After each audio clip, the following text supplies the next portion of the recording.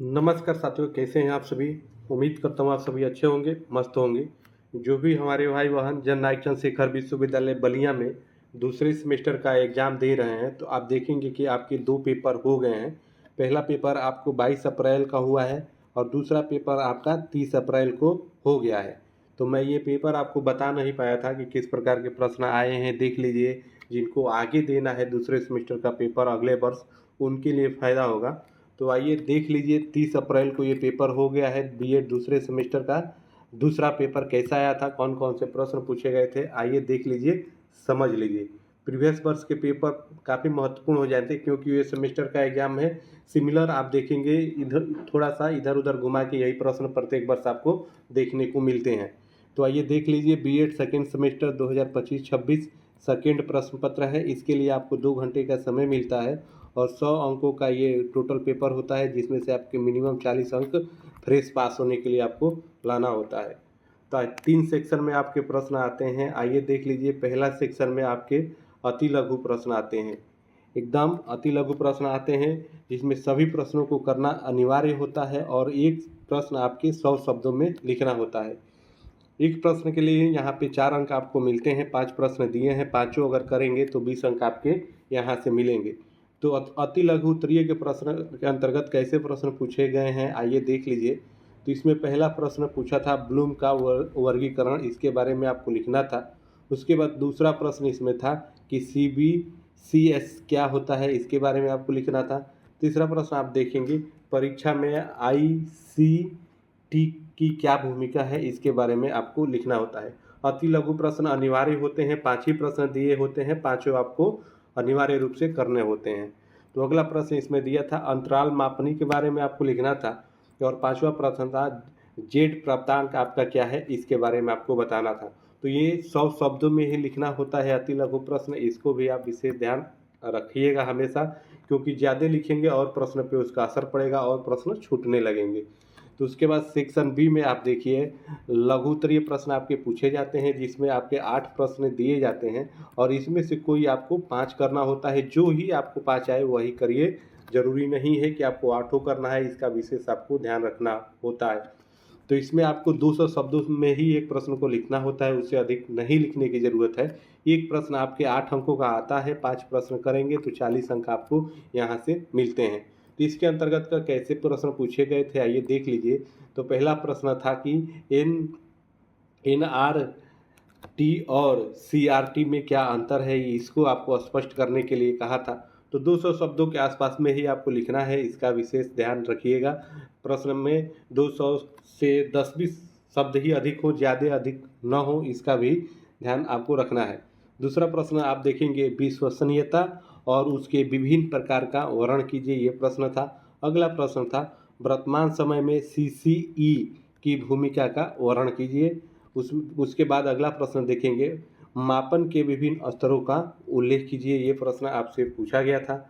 उसके बाद आगे देखेंगे, अगले प्रश्न इसी में आप देखेंगे प्रश्न पूछा था, सेमेस्टर परीक्षा प्रणाली के गुण और दोष आपको दोनों बताना था। अगला प्रश्न, संरचनात्मक एवं योगात्मक मूल्यांकन क्या होता है, इसके बारे में आपको जानकारी देनी थी।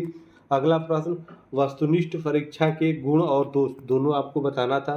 उसके बाद केंद्रीय प्रवृत्ति के मान क्या है, वो आपको बताना था। तो यहाँ पे आप देखेंगे कि 8 प्रश्न आपके दिए हैं और इसमें से केवल आपको 5 ही करने होते हैं, इसका ध्यान रखिएगा। एक प्रश्न आपके 8 अंकों का होता है यहाँ पे। उसके बाद सेक्शन सी में आप पहुँचेंगे। सेक्शन सी में आप देखेंगे दीर्घोत्तरीय प्रश्न आपके दिए जाते हैं। 4 प्रश्न होते हैं अथवा अथवा करके यूनिट वाइज, तो उसमें से केवल 2 ही प्रश्न आपको करने होते हैं। इनके शब्दों का जो आपको उत्तर देना होता है, शब्दों की संख्या 500 के आसपास में होनी चाहिए, उससे ज़्यादा ना हो और ज़्यादा कम भी ना हो, इसका विशेष आप ध्यान रखिएगा। अपने हिसाब से इसको मैनेज करेंगे आप। तो एक प्रश्न आपके 20 अंकों का आता है, 2 करेंगे 40 अंक आपके यहाँ से मिलते हैं। तो इसमें तीसरा और चौथा प्रश्न में से कोई आपको एक ही करना है, इसका भी आप ध्यान रखिएगा। तो इसमें आइए देख लीजिए क्या पूछा था, कौन से प्रश्न बने थे। तो तीसरा प्रश्न आप देखेंगे, आपसे पूछा था प्रसंभाव्य वक्र क्या है, इसकी प्रमुख विशेषताओं का वर्णन कीजिए। ये अगर आपको प्रश्न आ रहा है, थोड़ा भी इसके बारे में समझ आपकी विकसित है, आपके दिमाग में माइंडसेट बन रहा है, तो आप इसको करेंगे और नहीं समझ में आ रहा है तो अगला प्रश्न एक बार आप जरूर देख लेंगे। निम्नलिखित आंकड़ों से माध्य माध्यिका और बहुलांक की गणना कीजिए। तो ये आंकड़ा आपका नीचे दिया है, तो इसको आप आसानी से करेंगे। तो इसमें कोई ज़रूरी नहीं है कि आपके 500 शब्द होने चाहिए, क्योंकि ये एक गणित का सवाल है। इसको आप कर देंगे तो आसानी से एक ही पेज में आपका हो जाएगा और यहाँ पे नंबर भी आपके नहीं कटेंगे, टोटल आपके अंक मिल जाएंगे। तो जिस भी परीक्षा पेपर में आपके अगर मैथ के प्रश्न पूछ रहा है तो अगर आपको आ रहा है तो कोशिश करिए कि वही करिए, वहाँ पे आपके अंक नहीं कटेंगे। तो ये आपका एक ही पेज में हो जाएगा, इसमें ज़रूरी नहीं है कि 500 शब्द आपको लिखना है। उसके बाद आगे देखेंगे, यूनिट दूसरा देखेंगे। तो इसमें आप देखेंगे 5वें में आपसे पूछा है निम्नलिखित आंकड़ों के सहसंबंध गुणना की गणना कीजिए। तो ये आपका दिया है आंकड़ा, इसको आपको करना होता है। और उसके बाद यहाँ पे एक ये 5वां और 6ठा में से कोई एक प्रश्न करना होगा। यहाँ पे आपका देखिए ये 5वां दिया है, अगर ये आपको आ रहा है तो इसको करेंगे और नहीं आ रहा है तो आगे एक बार इस प्रश्न को भी आप देख लेंगे। 6ठा में आपका वैधता के विभिन्न प्रकारों का वर्णन करने के लिए आपसे कहा है, इसके बारे में आपको लिखना पड़ेगा।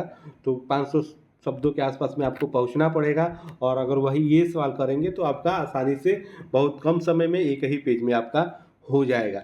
तो इसका भी इस प्रकार से आप विशेष ध्यान रखेंगे। तो आप देख लीजिए, ये है दूसरे सेमेस्टर का सेकेंड पेपर जो आपका 30 अप्रैल को हुआ है। और आगे जो जैसे ही पेपर आपका हो जाए, तीसरा पेपर आप देखेंगे 5 मई को है। जैसे आपका पेपर हो जाता है तो आप टेलीग्राम ग्रुप पे हमारे ऐसे ही भेज दीजिए। ये भी पेपर किसी सिस्टर के द्वारा, किसी बहन के द्वारा भेजा ही गया है, मैं आपको बता रहा हूँ ताकि आगे के छात्रों के लिए, आगे के हमारे भाइयों के लिए भला हो सके। और आप देख लीजिए किसी प्रकार के प्रश्न आपके बनते हैं। तो जैसे ही दूसरे सेमेस्टर का पेपर आपका तीसरा पेपर होता है तो आप प्लीज़ हमारे टेलीग्राम ग्रुप में ज़रूर भेज दीजिएगा, या पर्सनल पे मैसेज भी कर सकते हैं, पर्सनल भी PDF में या फ़ोटो जैसे ही आपका संभव हो खींच के आप भेज दीजिए, ताकि मैं बता दूंगा कि आगे के लिए लोगों को, भाइयों को हमारा भला हो सके। फिर मिलेंगे अगली वीडियो में, तब तक